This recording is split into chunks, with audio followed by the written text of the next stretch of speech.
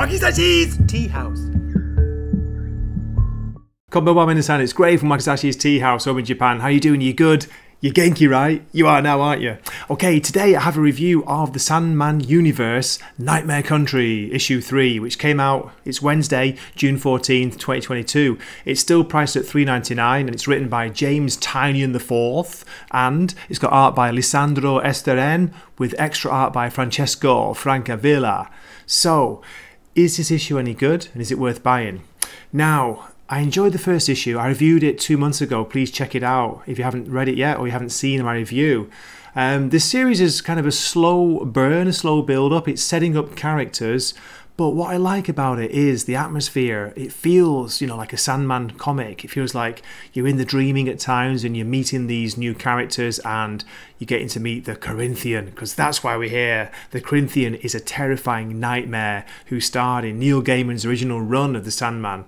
Most memorable is the in the Doll's House storyline, which is just incredible. I really recommend that if you haven't read it. Okay, so in this issue, to be fair, not a lot actually happens, but as I say, I'm enjoying the atmosphere, I'm enjoying the build-up, I'm enjoying the way that James Tynion's setting up the scenes. Now, the art by Lisandro Estherren, it's not to everyone's taste. It's a very painterly style, if you know what I mean. You'll see it in my story summary coming up.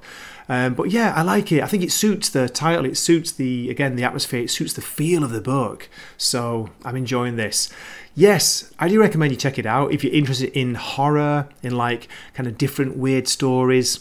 So in this issue, we have main character Madison Flynn on the run, being pursued by two terrifying nightmares or demons, it's not clear yet, Mr. Agony and Mr. Ecstasy. And we also meet a very rich and older politician who seems to be conversing with an angel. This is a new character, so it's good to see that, and I think it's setting things up for the future issues. We also see two of Madison's friends, and it doesn't go well for one of them, I'll just say that now. Okay, so what I'll do as usual, I'll give my short story summary, I'll show you some of the art, and I'll talk about what I liked about it. Okay, please keep watching. Here we go. At the end of last issue, Madison Flynn came home to find her apartment on fire. And in the room, Mr. Agony and Mr. Ecstasy were waiting for her, telling her to run. Why are you doing this? That's that silly question again. She pulls out a perfume bottle from a drawer and smashes it over Mr. Ecstasy's face. That's the spirit!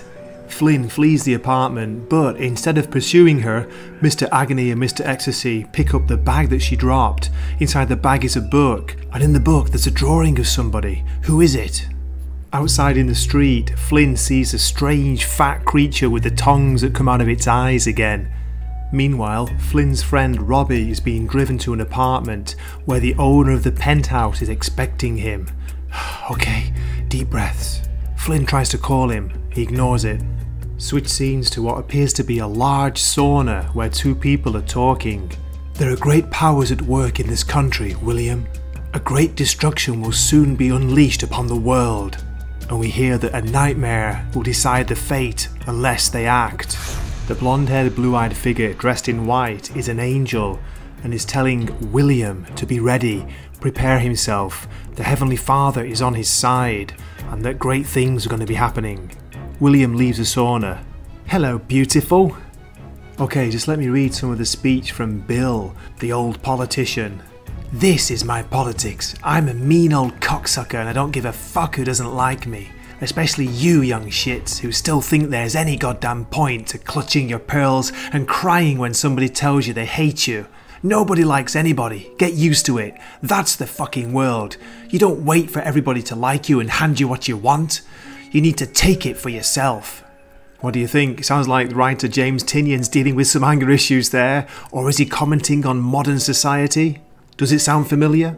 We visit the Dreaming next, and as usual in this series, it's drawn by a different artist. This time it's Francesco Francavilla.